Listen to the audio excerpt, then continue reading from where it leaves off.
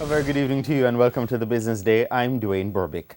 Bank of Jamaica Governor Brian Winter says microcreditors are on board with measures to regulate their activities.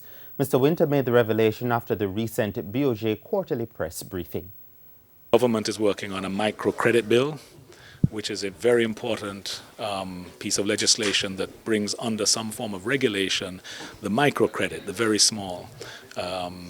And I think the industry wants it as well, I believe. So that's to come. He also said steps are on the way to improve how the security interest in personal property SIP works. That will allow personal property to be used as collateral, but the process to actually get it to work as designed has been slow. Of legislation. Ministry of Industry and Commerce has been piloting and working at that.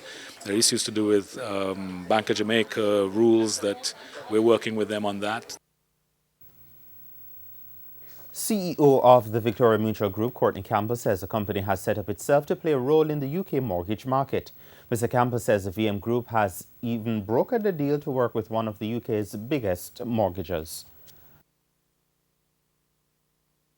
This will put us in a position to help our members secure mortgages, not only to acquire properties in Jamaica as they do now, but to acquire properties in the UK, financed by UK institutions. They are now finalizing arrangements to broker on behalf of Coventry Building Society, the UK's third largest building society and provider of the best product in that market.